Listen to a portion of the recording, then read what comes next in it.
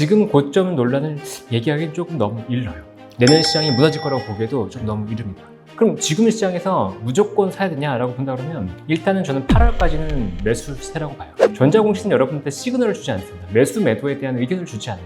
객관적인 데이터를 주는 거죠. 그러니까 절대로 전자공시를 기반으로 해서 내가 매매를 해야지, 이용해야지라고 생각하지 마세요.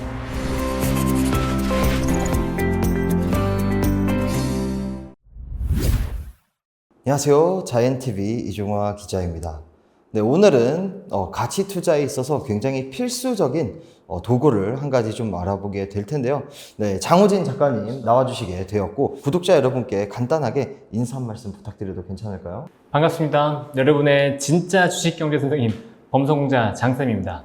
지금 전자공시생 블로그를 운영하고 있고 전자공시생 튜브라고 유튜브도 같이 운영하고 있는데 많은 관심과 사랑 부탁드립니다. 이제 작가님의 애칭에서도 우리가 알 수 있듯이 저희가 오늘 이제 알아보게 될 것은 이제 공시에 관련한 그런 부분들이 될 텐데요. 먼저 이제 최근에 좀 시장 분위기에 대해서 좀 이야기를 해볼 수 있도록 하겠습니다. 이제 한미 증시가 올해 모두 상승세라고 좀 평가를 할 수가 있을 것 같고, 특히 미국 증시 같은 경우에는 꽤 큰 폭으로 올라서 일각선은 좀 고점이라는 얘기가 좀 나오고 있고, 작가님 생각에는 이 증시가 이제는 좀 고점에 가까워졌다. 당장 지금이 고점이 아니라도 고점에 한없이 가깝다. 이런 평가에 대한 생각이 좀 어떠신가요? 아직은 아닌 것 같아요. 아직은. 아직은 네. 아니다? 네, 아직은 아니라고 생각하는데 혹시 기자님은 증시가 상승하기 위한 조건들, 배경 요인들이 뭐라고 생각하세요?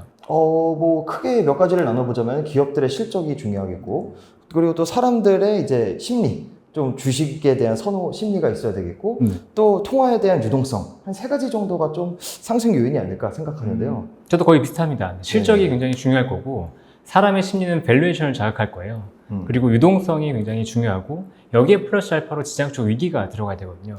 네. 근데 최근에 보면 이제 지정학적 위기 측면에서 보면 거의 사라졌습니다. 일단 우크라이나 전쟁에 대한 위협은 러시아의 전쟁이나 이 부분은 이제 종전될 거라는 가능성을 굉장히 높게 보고 있어요. 특히나 트럼프 같은 경우에는 당선되면 이 전쟁을 바로 끝내겠다라고 얘기하고 있고, 특히나 우리나라 주식시장을 보면 우크라이나 재건주가 굉장히 급등하고 있잖아요.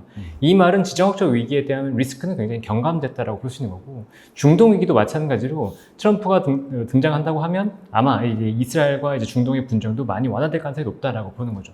그러면 시장에서 일단 지정학적 위기는 빼고 기본적인 3가지 요소를 보고 생각을 한다 그러면 이제 실적이랑 밸류에이션 유동성인 거죠. 근데 실적 부분에서 보면 S&P 500이 2분기 기준으로 보면 실적 이제 성장세가 팩트셋 기준으로 한 7%에서 한 8% 정도가 증가할 걸로 예상하고 있어요.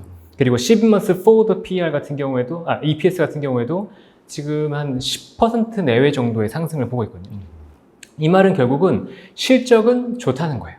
그러니까 지금 당장 기업들의 실적이 꺾이지 않는다. 근데 아니 시장이 이렇게 어렵다고 하는데 왜 기업들의 실적이 좋아요? 인플레이션이 이렇게 세고 이렇게 사람들이 소비가 줄었는데 왜 좋아요? 라고 물어본다 그러면 인플레이션 때문인 거죠. 결국은 명목으로 인플레이션이 올라간다 그러면 기업들은 당연히 거기에 따라서 가격을 올린 거잖아요. 그러면 매출액이나 이익은 따라서 좋아질 수밖에 없는 지금 국면인 거다라고 보고 있고, 여기에 추가적으로 이제 바이든 대통령이 대선을 앞두고 돈을 많이 풀고 있기 때문에 절대 여기 경제가 막 무너지는 상황은 아니라는 거죠. 그러니까 소비가 급격하게 둔화가 돼야지 인플레이션에 따른 충격으로 기업들이 주가가 실적이 안 좋아질 텐데 그런 상황은 아닌 거예요. 그러면 두 번째로 이제 밸류에이션 요인을 봤을 때 밸류에이션에 가장 큰 영향을 주는 건 금리거든요.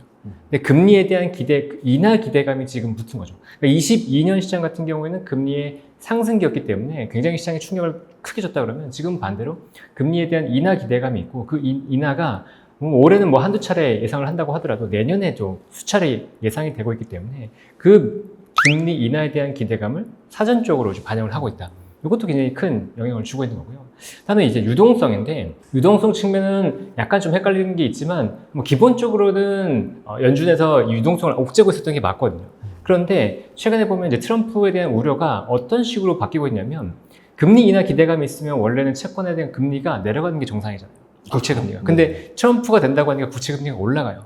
왜 그런 거죠? 트럼프가 돈을 어마어마하게 풀 거다. 어마어마하게 풀려면 결국 국채를 찍어낼 거다. 그렇죠. 네, 국채 발행을 해야 되니까. 그렇죠. 국채 네. 발행을 하면 국채금리가 올라갈 거다라는 거죠. 근데 국채 발행은 결국 뭘 의미하냐면 유동성이죠. 그렇죠. 재정 정책을 세게 쓰겠다는 거죠. 그렇죠. 그러면 유동성을 강하게 풀면 결국 주식시장은 돈이 들어올 거라고 본다는 거죠. 그럼 이 3가지 요인을 합해서 봤을 때 지금 S&P나 뭐 나스닥이 뭐 사상 최고치를 뭐 경신하고 있는 흐름을 보이고 있지만 현재 시점에서 뭐 최고점, 이게 너무 고점이기 때문에 여기서 무조건 팔아야 된다라고 보기는 조금 애매하다는 거예요. 여기에 추가적으로 보면 이제 통계적으로 봤을 때 대선 이후에 딱 대선이 끝나는 게 11월이잖아요, 매년. 네. 그러니까 대선이 11월 딱 끝나고 나서 그 직후 12개월 동안의 통계를 보면 아들 부시를 제외하고는 아들 부시. 네, 아들 부시를 부시. 제외하고는 워커 부시죠. 네. 그 아버지 부시 때부터 지금 대통령까지 모두 12개월 그 주식 시장이 상승했습니다. 와, 그렇군요. 모두 올랐어요. 네. 근데 그것도 단순히 오른 게 아니고 10% 이상 올랐습니다. 아. 네. 그러니까 대선이 처음 딱 되고 나서 대통령들이 당연히 이 경제를 부양시키기 위한 다양한 정책들을 펼치기 때문에 주식시장은 희망을 가지고 이제 주가가 급등하는 거죠. 그러면 아들 부시 때는 왜 빠졌죠? 라고 물어보면 IT 버블이 있었어요. 아. 네. IT 도저히 버블. 막을 수 없는 그렇죠. 이슈가 있었네요. 네. IT 버블이 너무 셌기 때문에 이거를 회복하지 못했던 것 뿐인 거죠. 그러니까 그거를 제외하면 대선 직후의 시장은 굉장히 좋았다라는 거예요. 그러니까 지금 고점 논란을 얘기하기는 조금 너무 일러요. 내년 시장이 무너질 거라고 보기에도 좀 네. 너무 이릅니다. 네. 그래서 그럼 지금 시장에서 무조건 사야 되냐라고 본다 그러면 일단은 저는 8월까지는 매수세라고 봐요. 왜냐하면 금리 인하가 9월에 들어가기 때문에 9월까지는 굉장히 좋을 거다. 그리고 대선 이전에 통계들을 보면 7, 8, 9월은 6, 7, 8월은 상대적으로 항상 좋았거든요. 그리고 9월, 10월이 부진한 모습이 굉장히 많았어요. 대선 직전에. 그래서 이번에도 그런 통계들을 적용한다 그러면 뭐 일단 금리 인하도 하필이면 9월에 있고 하니까 금리 인하 전까지 뭐 매수, 그다음에 금리 인하 시기 이후에는 조금 조심하는 시장을 보고 있다가 대선이 끝나고 난 11월부터는 다시 긍정적으로 보일 수 있지 않을까라고 생각하고 고점에 대한 논란은 지금은 조금 이르다. 이렇게 볼 수 있을 것 같아요. 그러니까 결국 지금 미국 증시가 굉장히 많이 오르기는 했지만 여전히 이 고점이다. 지금 여기서 더 이상 오를 걸로 기대하기는 힘들다. 이렇게 단정 짓기는 좀 어려운 상황이라고 이제 좀 말씀을 해주셨는데, 자, 근데 이제 투자자 입장에서는 또 이 심리적인 요소가 굉장히 중요한 게 개인적으로 봤을 때는 사도 될지 말지 이게 머리로는 이해가 돼도 이게 가슴에서 막아서 잘 손이 안 나갈 때가 굉장히 많단 말이죠. 이때 좀 제대로 관심 있는 이 종목들, 이 주식의 좀 가치를 판단할 수 있는 방법 어떤 게 있을까요? 시장 전체를 파악하는 능력은 계속해서 좀 필요합니다. 그러니까 시장이 절대적으로 좀 싼지 비싼지에 대한 평가는 아까 말씀드렸던 이 세 가지 요인을 기반으로 해서 평가가 돼야 되고 시장이 괜찮다 그러면 그 다음에는 봐야 되는 건 종목인 거죠. 종목단에서 흐름이 정말로 괜찮은지 아닌지를 봐야 되는 건데 그런 흐름들을 이해할 수 있는 굉장히 많은 이제 도구들이 있어요. 뉴스도 있고, 그다음에 레포트도 있고, 그다음에 전자 공시도 있고. 근데 잘 생각해 보시면 이 세 가지 중에서 우리가 기업들에게 직접적으로 얘기를 듣는 창구는 뭔가요? 전자공시밖에 없죠. 그렇죠. 사실. 네. 기업들이 직접적으로 자기들의 얘기를 하는 건 전자공시밖에 없어요. 그러니까 물론 우리가 레포트도 도움이 되고 뉴스도 도움이 되지만 이 두 가지는 정확하게 객관적이진 않아요. 한 사람이 가운데 껴있는 거죠. 그렇죠. 기업과 투자자 사이에. 그렇죠. 기자가 될 수도 있고 네. 애널리스트가 될 수도 있고. 네. 네. 이게 그분들이 호도한다는 게 아니에요. 그분들이 일부러 막 잘못한다는 게 아니고 그분들의 의견이 껴있기 때문에 그분들의 의견은 틀릴 수도 있다는 거죠. 그 객관적인 데이터가 아니라는 거예요. 그분들의 분석이 들어있기 때문에. 그러니까 객관적인 데이터, 그분들이 뭘 보고 얘기했지라고 하는 객관적인 데이터는 전자 공시 속에서 기본적으로 들어있는 거죠. 기업들이 얘기하는 것. 그러니까 그것을 기본적으로는 우리가 확인해 봐야 된다는 거예요. 뭐 이렇게 얘기를 드릴 수 있는데 뭐 선을 보러 나가요. 선을 보러 나가는데 아니 누군가 맞선을 보기로 했는데 네. 어떤 분은 이렇게 하는 거죠. 나는 뭐 안 나가도 될 것 같아. 어때? 그 사람 어때? 괜찮아? 그럼 나 결혼할게. 이런 사람이 있을 수도 있는데 말이 안 되죠, 사실은. 네, 말이 안 되죠. 근데 이제 이게 보고서나 뉴스만 보고 판단하는 거예요. 좋다고 하니까 그래? 그러면 사지 뭐. 근데 여러분들의 소중한 돈이잖아요. 그렇게 낭비하면 안 된다는 거죠. 그러니까 그 사람을 직접 만나봐야 되는 거예요. 만나봐서 어떤 얘기를 하지? 그 사람이 언행은 어떻지? 어휘는 어떻지? 배운 건 어떻지? 배려감은 어떤지 이런 것들을 직접 만나서야 확인할 수 있잖아요. 그리고 만나서도 그 사람이 거짓말을 할 수 있어요. 당연히. 그러면 그때서야 외부적으로 확인을 하는 거죠. 다른 지표들을 확인하고 다른 사람들 어떻게 생각하는지 보고 그런 것들을 확인한 다음에 종합적으로 판단한 다음에 결론을 결정하지 않으시겠어요? 마찬가지예요. 네, 투자도 여러분들이 굉장히 소중한 돈이기 때문에 일단은 기업들이 하는 얘기를 먼저 들으세요. 그래서 이 사람이 하는 얘기가 합리적인가? 괜찮은가? 괜찮아 보이는데? 라고 하면 진짜로 괜찮은지를 주변에 탐문하는 거죠. 그때 이제 뉴스랑 레포트를 확인해 보는 거예요. 그래서 이게 진짜 좋다. 그러면 그러면 이 회사 정말 좋구나. 그때서야 투자가 가능하다는 거죠. 네, 가장 우선돼야 될 건 기업이 직접적으로 나에게 해주는 얘기, 전자공시를 먼저 확인해 보시라라고 얘기 드립니다. 네. 아, 그러니까 이 맞선에 대한 비유가 굉장히 이해가 잘 되네요. 네. 그러니까 남의 이야기, 레포트나 기사를 통해 접하는 그 기업의 정보가 뭐 틀렸다는 건 아니고, 그렇죠. 그리고 그거 역시 굉장히 도움이 되는 정보가 맞지만 네. 근본적으로는 그 기업의 이야기를 듣는 게 맞선 때 이제 상대를 만나보는 그렇죠. 행위와 비슷하다. 그러니까 결국은 그 사람을 먼저 만난 다음에 그 주변의 이야기를 들어서 종합적으로 판단을 하게 되는 건데, 그렇죠. 지금 많은 사람들이 투자를 결정할 때 있어서는 주변의 이야기만을 듣고 그 사람을 판단하는 것과 비슷한 이제 행동을 하고 있다. 이런 말씀을 네, 이제 해주신 것 같은데, 그런데 이제 전자공시, 이거를 누구나 접속해서 볼 수는 있지만, 보더라도 잘 이해가 안 될 때가 많거든요. 그래서 이 전자공시에 대해서 조금만 더 상세한 설명을 부탁드리는데, 이 전자공시라는 게 좀 어떻게 구성이 되어 있는지, 네. 너무 많은 공시가 있는데, 그렇죠. 그 중에서 좀 집중적으로 챙겨봐야 될 공시 내용이 어떤 게 있는지 좀 질문을 드리겠습니다. 일단은 그 얘기를 먼저 드리기 전에 전자공시에 대해서 확인하셔야 될 게 있어요. 전자공시에 대해서 대부분의 분들이 전자공시 의미 없어. 안 봐야 돼. 안 봐도 돼. 라고 하시는 분들의 대다수가 어떤 식의 생각을 하냐면 전자공시를 가지고 매매를 하려고 해요.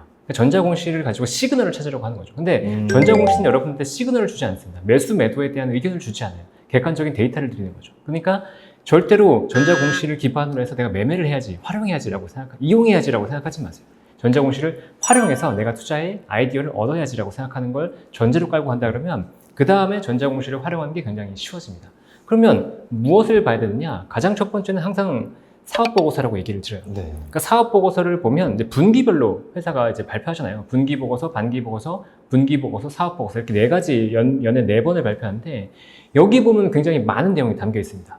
일단 회사가 뭐 하는지도 담겨 있고 연역도 담겨 있고 홈페이지가 어떤지도 나와 있고 그다음에 경영진이 어떤지도 나와 있고 주주가 어떤지도 나와 있고 그다음에 실적이 어떤지도 나와 있고 이런 것들을 계속 확인해 보는 거예요. 그리고 주석에 들어가면 이 회사의 재무제표의 구체적인 사항들이 계속 나옵니다. 우리가 이거를 어떤 식으로 평가를 했고 그리고 뭐 CB나 BW를 발행한 건 없는지 뭐 차입이 있다면 어떤 식으로 차입을 했는지 뭐 장기 차입인지 단기 차입인지 금리는 어떻게 되는지 이런 것들에 대한 상세한 내용들이 주석에 다 나와 있어요. 그래서 그거를 한번 쭉 훑어보면 기업의 흐름을 이해할 수 있는 거죠. 그러니까 그것들을 먼저 파악하는 게 먼저다. 그러니까 사업보고서를 보고서 이 회사를 이해하는 게 먼저다라는 게 이제 첫 번째고 그 다음에 중요한 공시들은 이제 여러 가지가 있죠. 근데 아까도 말씀했지만 주가를 좌우하는 건 실적이라는 얘기를 주셨잖아요. 근데 실적을 보려면 사업보고서에 나오는 실적은 후행적이에요. 아, 그렇죠. 왜냐면 지난 분기에 대한 얘기죠. 그렇죠. 네. 그럼 우리는 미래의 실적을 알아내야 될 거잖아요. 그럼 미래의 실적을 어떻게 알아낼 수 있지? 그 힌트는 뭐지? 라는 이제 생각에 출발하는 거죠. 그러면 그 힌트들도 기업들이 상당수 주는 경우들이 많다라는 겁니다. 대표적으로 게 이제 수주 공시예요. 네. 그 수주가 나오면 수주가 언제부터 언제까지 나오니까 이 회사의 실적이 언제부터 언제까지 바뀌겠다. 나오겠다. 이런 것들이 보이는 거죠. 근데 이 수주 공시가 안 나오는 기업들도 있어요.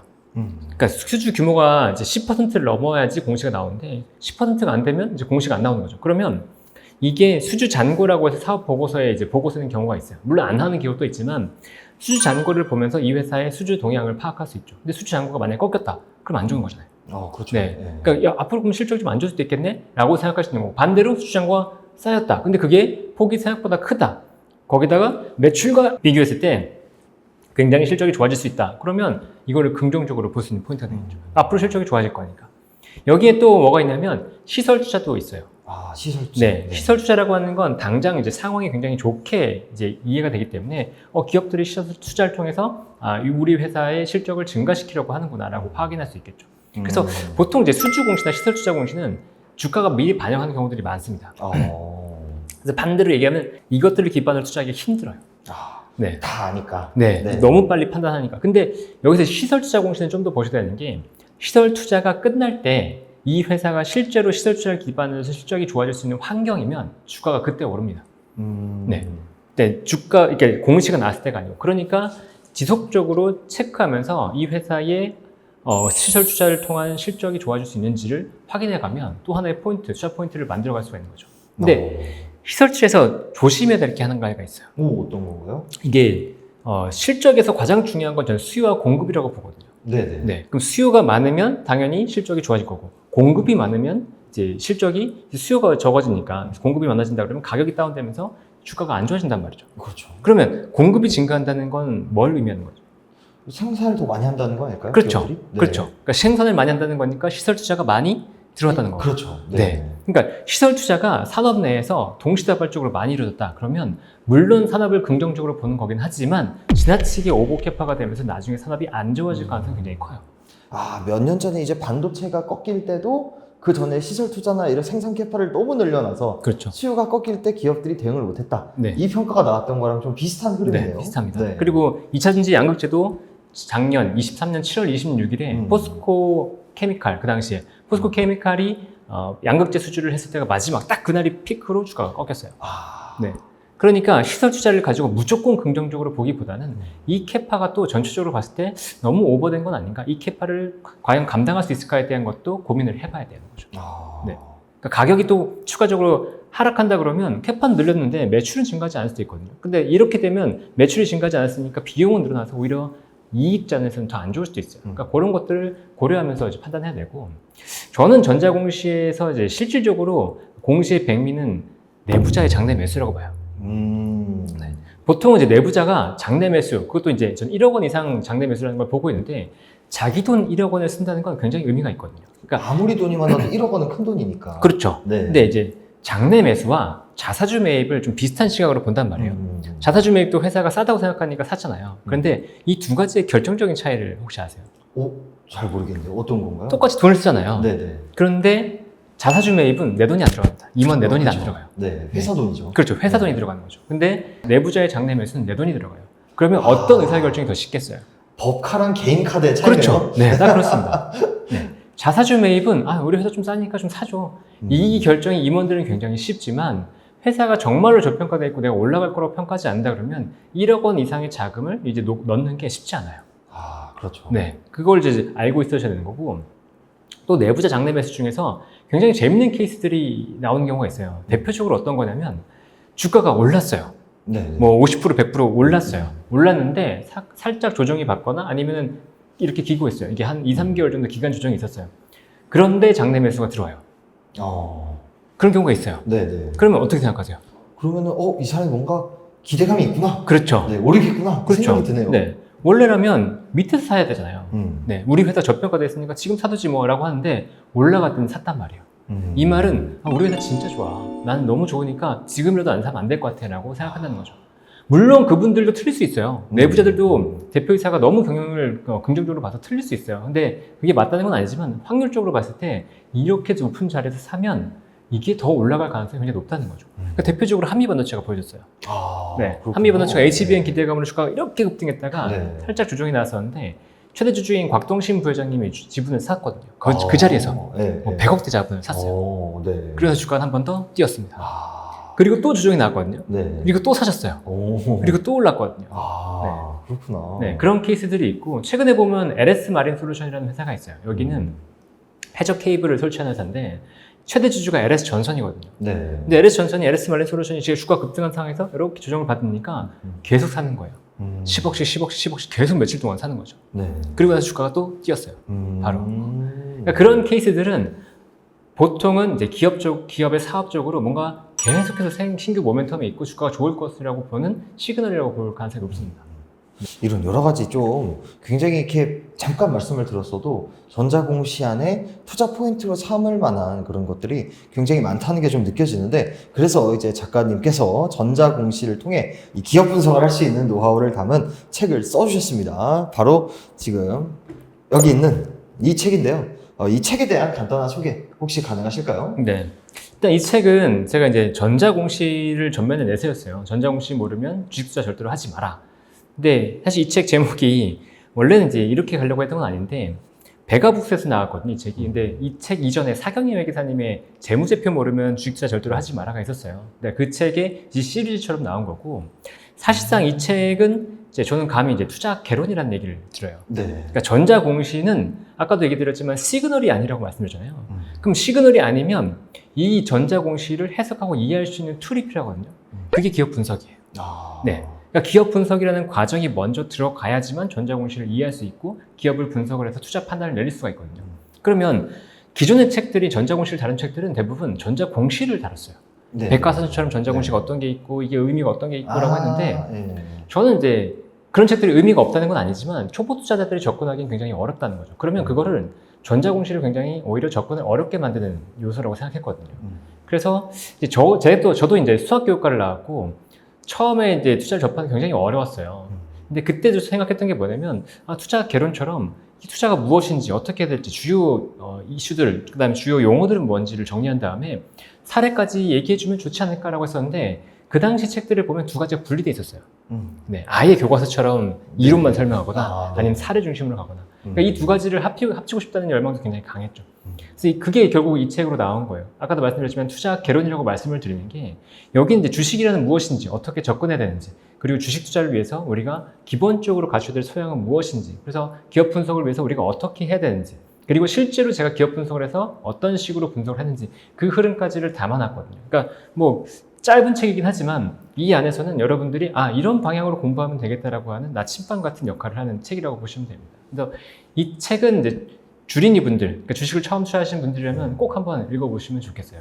네. 그러니까 약간 내가 지금 주식을 처음 시작하고 있고 기업 분석을 내가 어떻게 해? 내가 기업 분석을 해본 적이 없는데 어떻게 하냐? 이 생각이 드시는 분들이 굉장히 많을 거라고 생각이 듭니다. 그런 경우에는 이 기업 분석의 첫 단계가 그 첫 단계를 하기 위한 힌트들이 전자공시 안에 숨어 있고 그것을 이제 실제 사례를 통해 풀어낼 수 있는 방법까지 이 책에 소개가 되어 있으니까 내가 투자를 처음 시작하고 기업 분석을 좀 스스로 해보는 그런 경험을 하고 싶다. 이런 분들은 이 책 한번 읽어서 직접 투자에 좀 써먹으시면 좋을 것 같다는 생각이 좀 듭니다. 근데 자, 그 전에 네. 잠깐만 이제 하나만 얘기를 드리면 그러면 아니 내가 왜 기업 분석까지 해서 해야 돼? 라는 이제 생각을 많이 하실 거잖아요.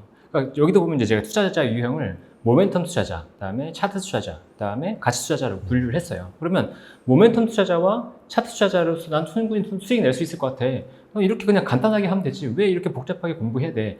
라고 생각하실 수도 있잖아요. 그런데 모멘텀 투자와 차트 투자 같은 경우에는 실패하는 경우가 굉장히 많습니다. 왜 그렇게 얘기를 드리냐면 특히 모멘텀 투자 같은 경우에는 내가 이 회사를 제대로 알지 못하고 언제 팔아야 될지를 잘 몰라요.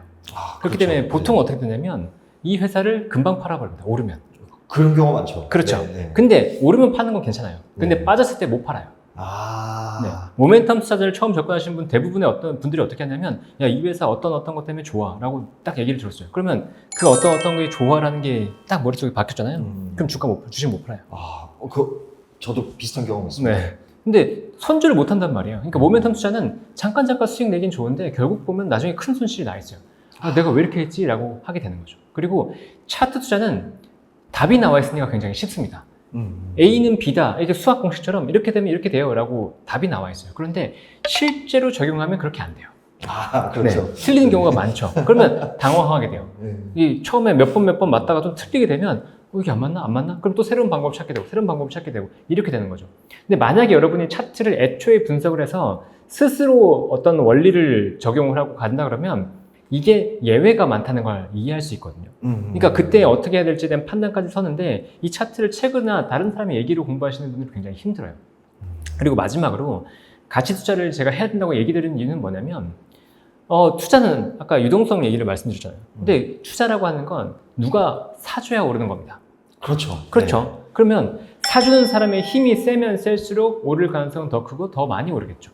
그러면 이 시장에서 힘이 가장 센 주체가 누군가요? 주식시장에서. 이재용 회장님 아닐까요?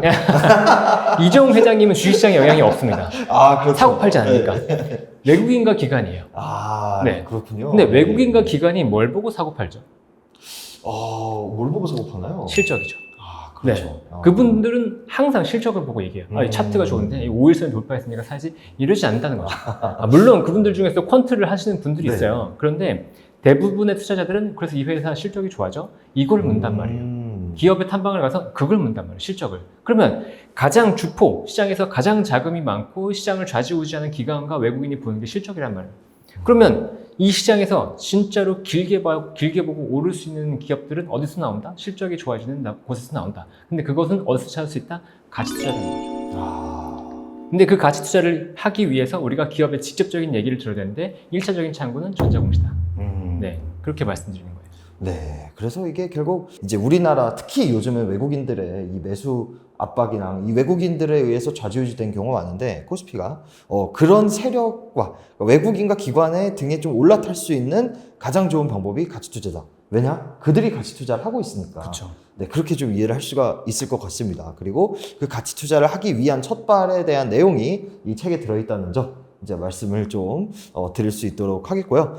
다음으로는 이제 이 실제 사례에 대해서 좀 질문을 드리고 싶은데 이 전자공시를 이용한 기업 분석의 좀 사례 좀 소개해 주실 수 있나요? 전 대표적인 사례로 항상 재룡전기를 얘기를 드려요. 재룡전기가 너무 저거 인상 깊었었거든요. 제 스스로도. 왜냐면 이 회사가 2022년에 저한테 발굴이 됐습니다. 2022년 한 4월 정도에 아마 처음 봤을 거예요. 근데 재룡전기가 변압기 하는 회사예요. 지금은 굉장히 유명하죠. 네. 근데 그 당시엔 제가 주변에 재룡전기 얘기하면 그런 회사는 안 돼. 이런 얘기를 들었던 회사예요. 네. 그 당시 시가총액 1,000억도 안 됐었어요. 오. 네. 그리고 매출도 1,000억도 안 됐었고 영업이익률은 뭐 한 4% 나오는 그런 이제 그냥 뭐 고만고만한 회사였던 거죠. 근데 제가 왜 포인트를 가졌었냐면 제가 매일매일 공시를 봐요. 대부분의 공시를 보는데 공시를 보다가 이제 수주 공시를 보는데 수주 공시는 보통 이제 어떤 식으로 보냐면 공시를 딱 보고 HTS를 같이 켜놓고 봐요. 그리고 이 공시가 뜬 타임과 이제 HTS에서 이제 움직이는 시간을 보는 거죠. 그래서 이 공시에 대해서 시장이 긍정적으로 판단했구나를 보거든요. 근데 그 당시에 재룡전기의 수주 공시는 시장에서 전혀 관심이 없었습니다. 수주가 뭐 몇십억 단위로 나왔었거든요. 근데 그게 첫날 나오고 며칠 있다 또 나오고 며칠 있다 또 나오는 거예요. 그래서 갑자기 왜 이사가 계속 공시가 나오지? 이게 너무 신기했던 거죠. 그래서 재룡전기에 들어갔어요.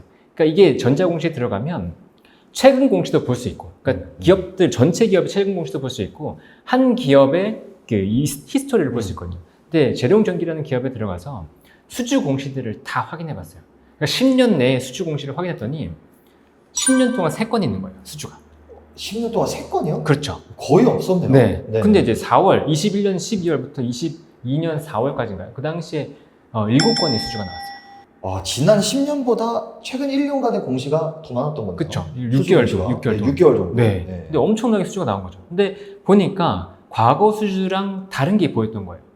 과거는 이제 국내 사업 중심이었는데 이번에 수주는 미국에서 터지기 시작한 거죠. 다 미국 수주였어요. 그러니까 시장이 뭔가 변화하고 있구나라는 걸 느꼈던 거죠. 뭐 미국 시장에서 그러면 수주는 왜 나오지? 라고 보면 그 당시에 바이든 대통령이 추구했던 건 IRA법을 기반으로 한 신재생 에너지 지원이었습니다. 근데 신재생 에너지를 잘 생각해 보시면 분산 발전이에요.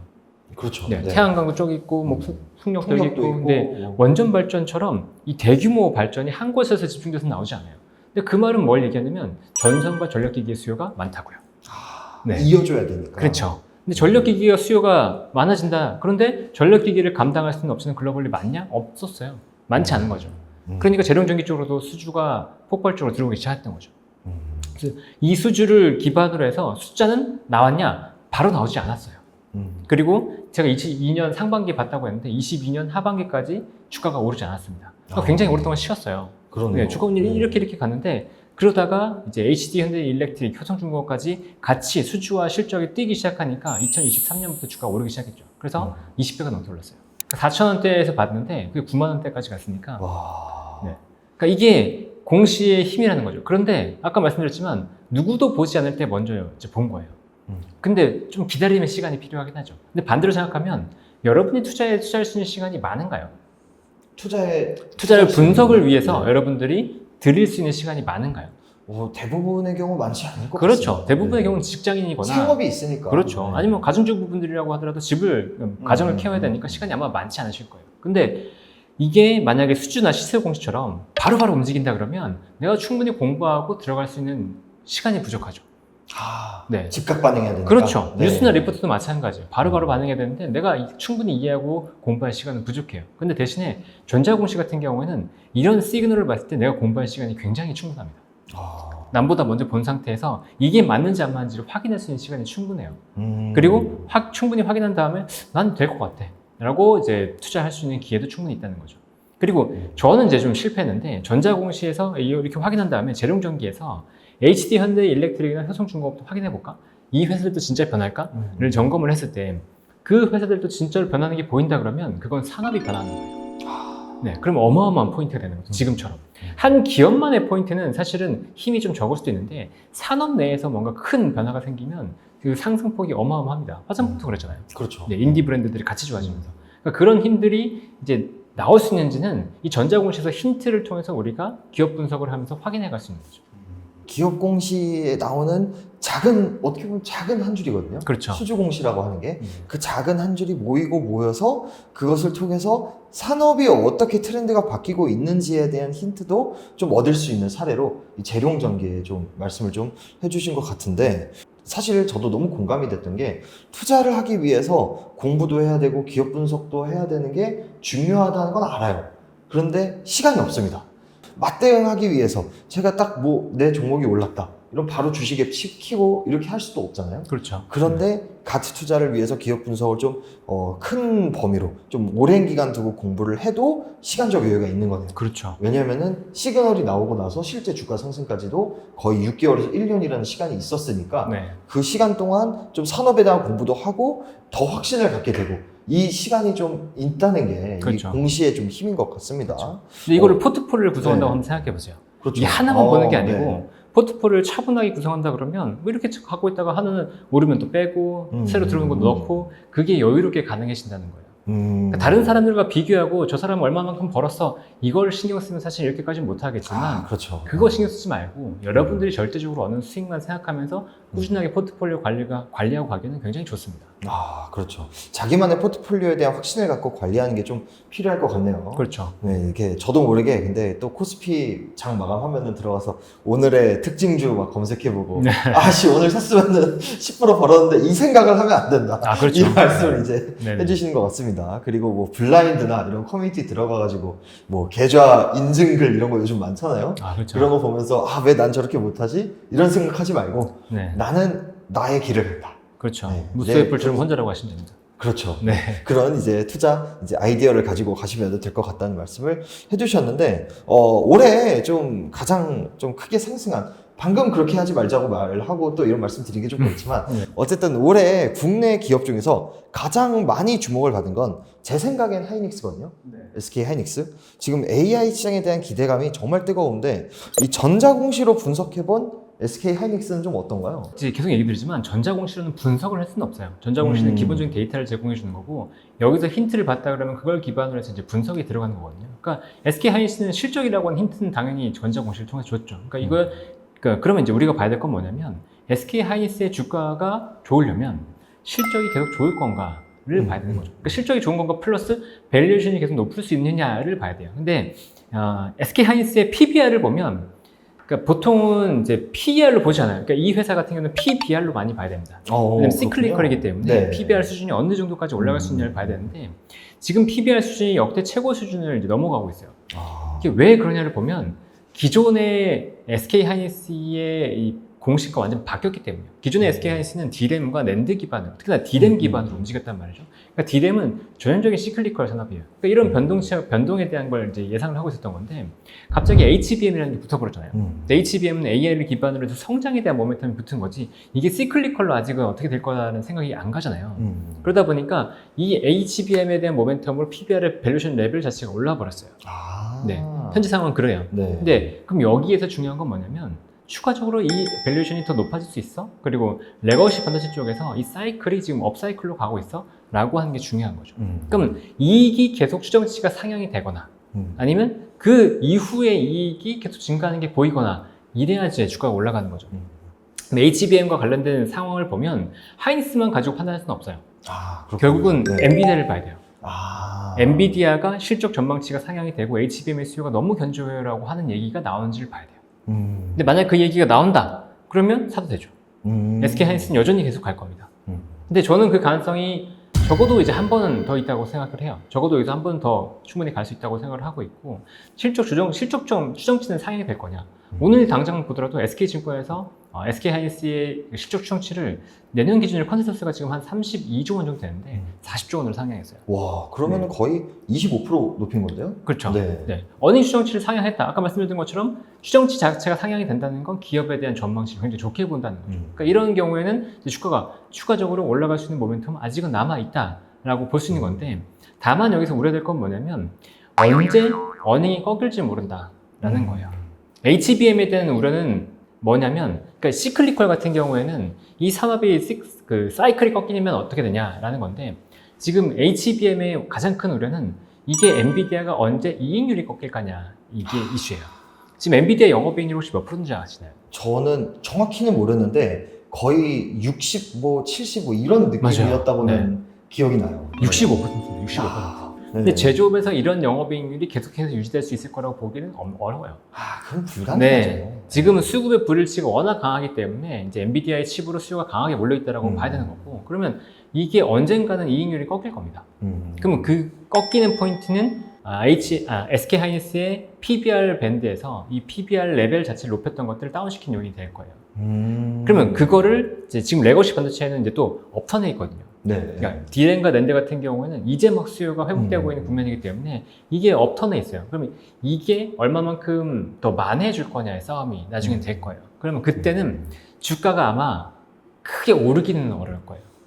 왜냐하면 사실 레거시 반도체는 얼마나 많이 먹어도 얼마나 먹는지를 우리가 경험을 통해서 과거 데이터를 통해 알 수가 있으니까. 그렇죠. 네. 기대감이 크진 않잖아요. 그렇죠. 사실. 네. 그러니까 기대감은 큰데 언제 크냐면 주가가 바닥에 있을 때. 그렇죠. 네. 주가가 이미 이렇게 올라 있는 상태에서는 기대감은 크지 않은 거죠. 그러니까 지금 SK 하이닉스에 대해서 공격적으로 들어가야 되나요? 라고 본다 그러면 굳이 뭐 지금 상황에서 공격적으로 볼 건 아니죠. 근데 트레이딩은 가능한가요? 네, 트레이딩은 가능해요. 이 정도가 제 생각입니다. 네. 그렇군요. 그러니까 지금부터 지금 거의 뭐 20만 원대 중반 정도 최근 흐름을 봤을 때 그 정도의 유지가 되고 있는데 여기서 막 30만 원, 40만 원 한 번 더 이렇게 딱 레벨업을 할 거냐?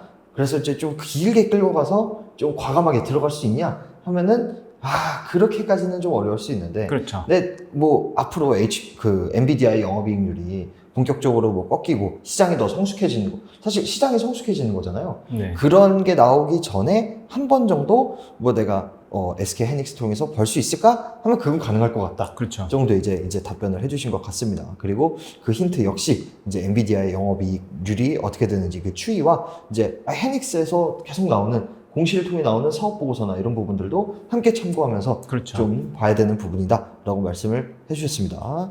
네, 이제 마지막으로 좀 투자자 여러분들께 해주고 싶은 조언이 있으신가요? 일단은 여러분이 이제 어렸을 때부터 많이 공부를 해보셨을 거잖아요. 근데 학교에서 뭐 수업 듣고 이렇게 오면 바로 뭐 수학 문제 다 풀고 100점 맞고 그러지 않으셨잖아요. 그렇죠. 네. 이론을 알고 공식 알아도 그걸 적용하는데 시간이 또 걸린다는 거죠. 그렇죠. 그러니까 네. 우리가 가치 투자를 할 때도 마찬가지예요. 저 책을 저희 보신다고 해서 이 책 보면 뭐 수익 다 나나요? 절대 그렇지는 않습니다. 여러분들이 시행착오도 겪어야 되고 결론적으로는 주식에는 답은 결론적으로는 있지만 과정 속에서는 또 답이 없어요. 그러니까 수학은 답이라도 있죠. 그렇죠. 근데 과정 속에서 보면 주식은 항상 답이 없어요. 누구나 뭐 제대로 맞추지도 못하거든요. 근데 그러니까 항상 이제 중요한 건 뭐냐면 겸손해야 돼요. 결국은. 네. 네. 내가 틀릴 수 있다는 걸 인지하고 가는 것과 내가 공부했으니까 맞다라고 생각하는 건 굉장히 다릅니다. 그러니까 주식 투자할 때 진짜 많이 실수하는 게 뭐냐면 많이 공부한 사람이 많이 실수해요. 네. 내가 안다고 생각하기 때문에. 네. 내가 맞는데 왜 저 사람도 저렇게 해? 저 시장이 틀린 거야 라고 할 경우에 사실 틀리는 경우가 굉장히 많아요. 그러니까 항상 틀릴 수 있다는 거를 전제를 일단 깔고 가야 된다. 근데 틀릴 수 있다는 걸 전제를 깔고 하면 어떻게 되냐면 포트폴리오가 분산이 됩니다. 한 곳에 몰빵을 할 수가 없어요. 그러니까 물론 일시적으로 너무 확신해 보이고 시장도 좋아 보이니까 일시적으로 포트폴리오에서 비중을 높일 수는 있겠죠. 근데 그렇다고 하더라도 비중을 또 금방 줄일 줄 아는 그런 이제 지혜가 필요하다라는 거고요. 또 이제 가장 중요한 거 아까도 계속 강조드리는 거지만 남의 얘기를 믿지 마세요.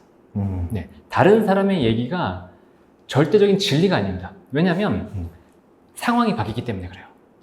그 사람이 그때 얘기했을 때는 맞을 수 있어요. 그런데 상황이 바뀌면 그 상황이 바뀐 것에 따라서 우리가 우리의 스탠스도 바꿔야 되는데 문제는 뭐냐? 그 사람이 얘기했을 때의 상황과 기준을 우리는 이해하지 못한다는 거예요. 그래서 결론이 뭐야? 사 마라. 근데 사 마라에서 결론을 내줬어요. 근데 그 사람이 얘기했을 때 기준은 A, B, C가 있었단 말이에요. 근데 B, C가 바뀌었어요. 그럼 사야 돼요, 말아야 돼요? 팔아야 되는 거죠. 그런데도 우리는 그걸 몰라요. 왜? 결론만 봤다 보니까. 그러니까 결론은 뭐냐면 투자할 때 여러분들만의 기준을 명확하게 수립을 하고 내 기준에 맞는지 안 맞는지, 그래서 이 상황이 바뀐다 그러면 이 상황이 내 기준에 또 맞는지 안 맞는지를 계속 점검하시면서 스스로 분석하는 능력을 좀 기르시라라고 얘기를 드리고 싶습니다. 네, 정말 뜻깊은 조언이었던 것 같고 굉장히 이 비유가 전공 수학교육과 좀 관련이 된 비유를 들어주셔서 너무 재밌었던 것 같은데 저 역시 좀 반성하게 되네요. 사람들이 이거 좋으니까 사라 할 때 사고 이런 경험이 좀 있는데 많죠. 그렇게 하면 안 되겠다. 네네. 그리고 만약에 남들의 의견을 듣더라도 제 생각에는 말씀하신 걸 들어보니까 그 기준이 뭔지를 그렇죠. 그거를 함께 듣고 이해를 한 다음에 네. 결국 판단은 내가 하는 거다. 그럼요. 이 생각이 좀 많이 들었던 것 같습니다.